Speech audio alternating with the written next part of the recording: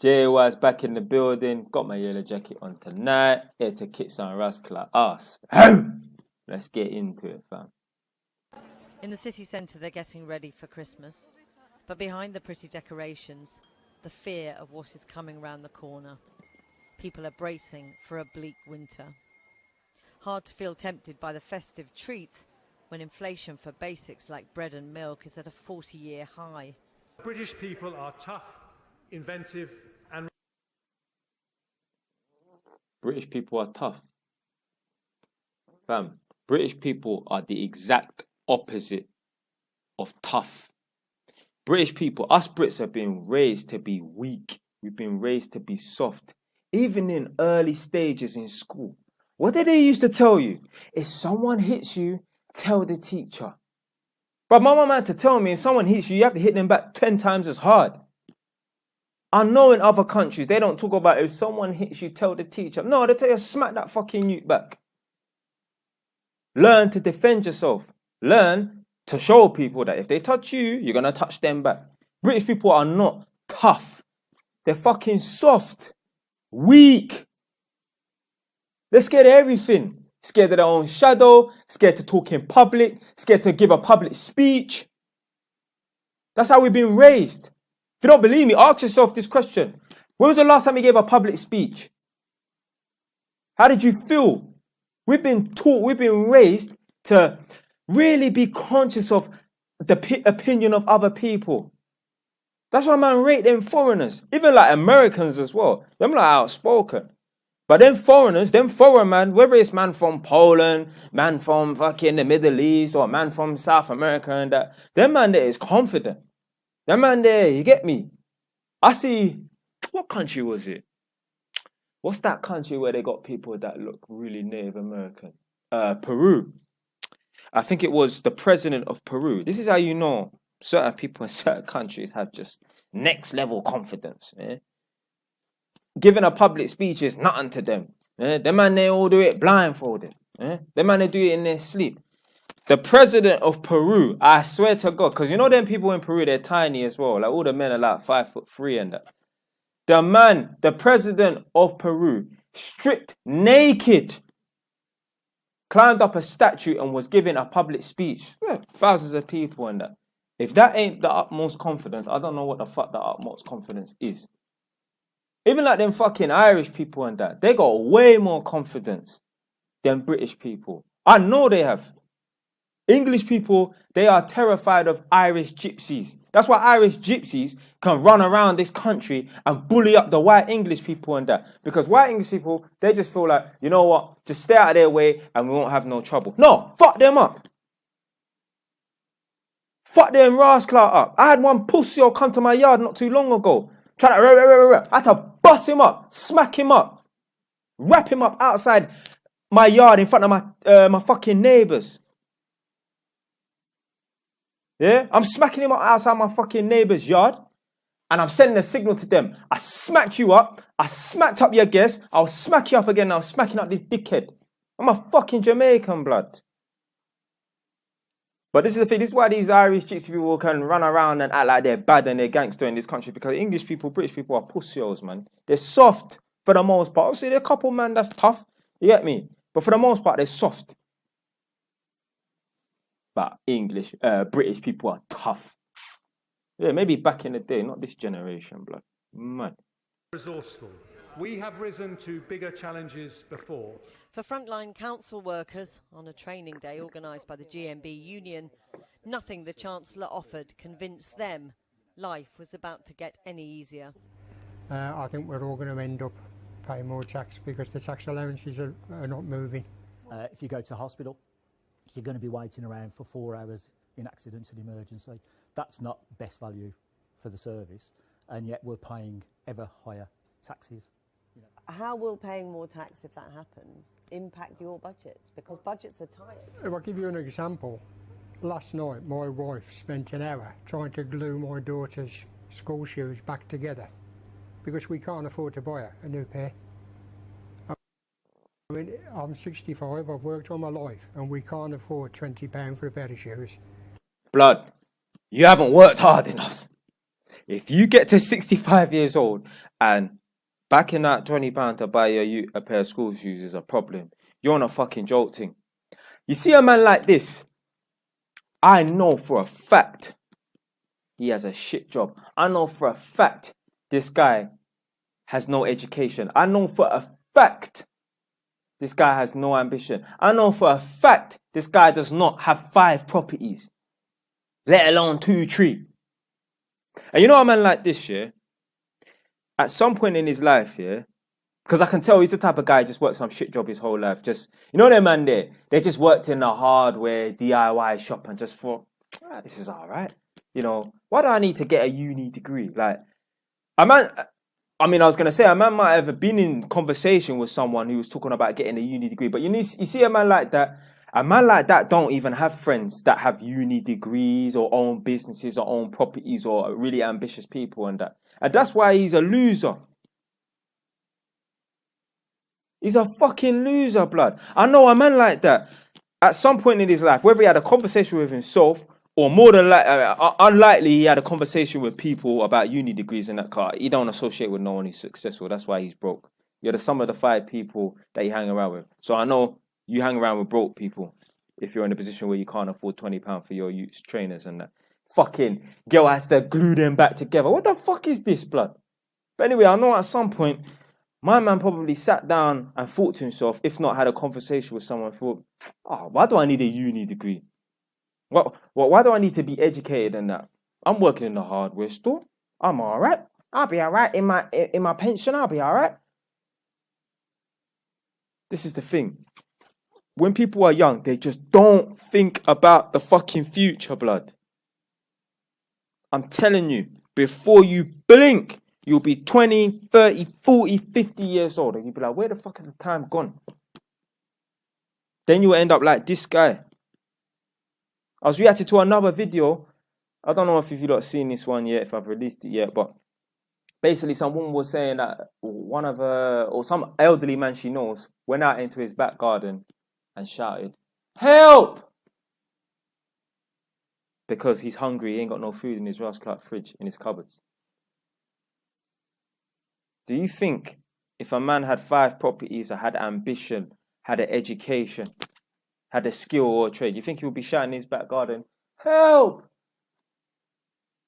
I've never seen or heard that before in my life, blood. These are the consequences of not making no fucking sacrifice and making something of yourself. There's something wrong with society. But even with the help they're offering today, There's something wrong with you, pussyo. You think Drake is moaning about society? Yeah, these are peasant people problems that you're having, my brother. you don't think, he's extending the energy support package, he's helping people on benefits with one-off payments. So with the gas, electric and my mortgage, that's 75% of my wages gone without anything else, without any, council tax, water rates, car insurance, petrol, food, any of that. 75% of my wages gone. Right, I don't know when this video was actually produced and uploaded and that. More than likely, it was before the rates had gone up. And even if it was during the time, in regards to this woman, when the base rates of all the mortgages have gone up, more than likely her mortgage had already been fixed and that. So she hasn't, at this moment in time, felt the effects of the rates going up. Now they will know exactly what I'm talking about, innit? Yeah. I might be talking another language to you, but I know this woman's not earning enough money. I know this woman, she has a mortgage, but she's probably on some shit wage, blood. Yeah? It's all well and good having your own property and that, but bro, if you're fucking struggling and that, you're basically in the same position as all the rest of the poor people. Struggling, scrimping, scraping, but I know she has a shit job more than likely. That's what she's saying, when a mortgage comes out and the council tax, that's 75% of your wages gone. Like, come on, man. These people live quite up north of England. So I know their mortgage is more than likely going to be no more than, £700 max. I would say, obviously, I don't know what size property she lives in and that, but I'm basing it on my property. And yeah, I'm saying that her mortgage is probably only £600 plus what, 150, call it £200 for council tax. Yeah. So she's probably only paying £700 or £800 at best. If she's saying that 75% of her wages are already gone, she's on a jolting. She probably just works at Asda. Yeah, there's certain people out here, they get lucky and get gifted money by their parents and to put down for a deposit for a mortgage, but they can't really afford it. She's one of them. There's no way. Do you think I'm in a position where even if my mortgage was to double, I pay about £450 a month for my mortgage, yeah? Even my mortgage was to double and become 900, yeah? Add my council tax. Do you think £1,000, because I pay about £100 and something, so let's just call it £1,000 for mortgage and council tax. Do you think £1,000 is 75% of my wages? No. So that means the fucking woman is not earning enough money because she's probably working some shit job. I can't remember the last time I went to a pub, because I can't pay, £5 for a pint. It's beyond my means. So the local pub's now closed.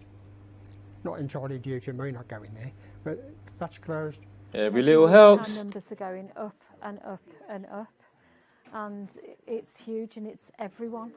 The scale of the problem the Chancellor's plans must fix here is writ large at the Ward End Food Bank. They're spending £2,000 a month buying food because donations have dropped so much, while they're also seeing more people who are in work who must rely on charity to feed their families.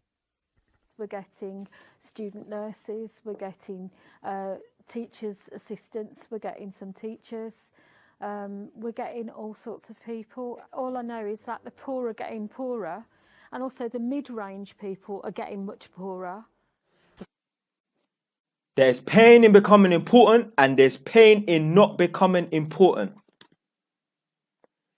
If you are a young person and you do not decide to go through the struggles and make sacrifice, you will go through struggles in your elderly age. I can guarantee you, if you don't believe me, check back in 30 years' time. You're going to be that yellow motherfucking jacket wearing motherfucker was right. Like the wise man, Andrew Tate said, there's pain in becoming important and there's pain in not becoming important. If you do not make sacrifice and go through struggles and pain throughout your youth, then you will go through pain and struggle in your elderly age, blood. It's as simple as that. Some of the people arriving today for the first time, it was clearly a difficult experience. I've just spoken to a young woman, pregnant, mother of two. She didn't want to go on camera. She's a care support worker helping deaf and blind people, but she's had to come to the food bank for the very first time because she says while everything is going up, her wages have stayed the same and she can simply no longer afford to feed her family. Birmingham's Labour-run City Council already declared a cost of living emergency back in September, pledging an extra £5 million to help people struggling to afford the basics. Where does today's statement leave the council?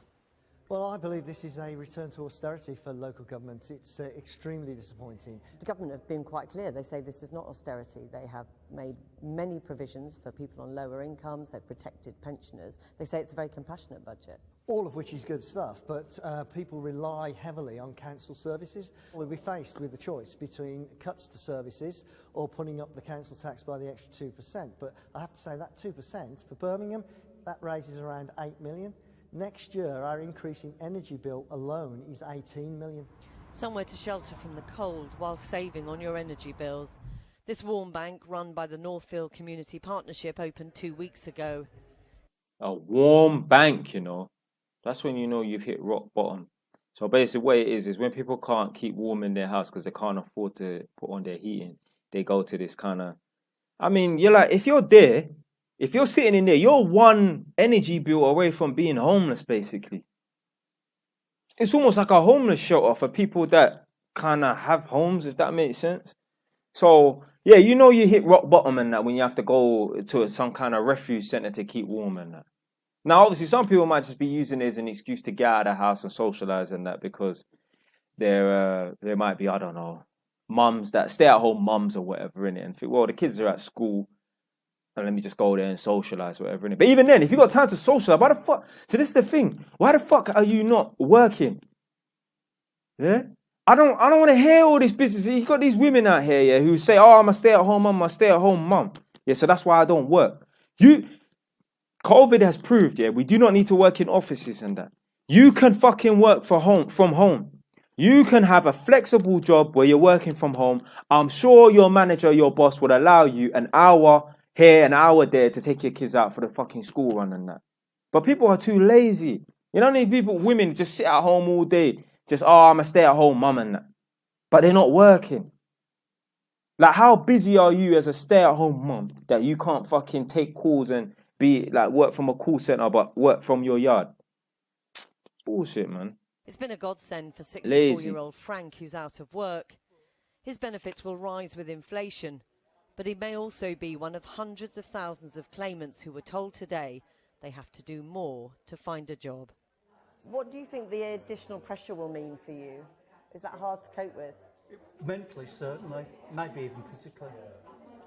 I don't know. Do you find it hard? Yes. I've been out to work some time now, and the working world has changed. The marketplace, it'd be an alien environment to me. And so are you optimistic at all about the future? Optimistic. He's a broken man. Look at him. He's a broken man. Optimistic? No way. That guy does not ooze confidence. He exudes peasantry. Yeah? He's a broken man. It's not a word I use a lot these days. I'm not familiar with the term. I hate to sound negative, but optimism, it probably doesn't come into my vocabulary. That lack of optimism was reflected often here. The Chancellor promises a recovery will come. The question is, how long will people have to wait? He's a broken man. He has no spirit. When I say spirit, I don't mean like the supernatural sense. I mean like, just that fighting drive and that. Like, you can tell by the way I talk, the way I come across and that, yeah, man's got spirit, man's optimistic and that. You can tell man's happy, comfortable, and you get me. When you watch that guy there, and he's double man's age, blood. I'm 30, he must be 60 something, yeah? He should be in a better position than me. But he's not. And the only difference between me and him is I've put in the fucking work. He has not. So that's why he's struggling as a 60 blood clot year old man, blood. If you don't put in the work in your youth, that will be you when you're older. I'm telling you. And tomorrow we'll be with a live audience in Darlington to get their reactions to today's announcements. All right, so that's it. Stay was done, though.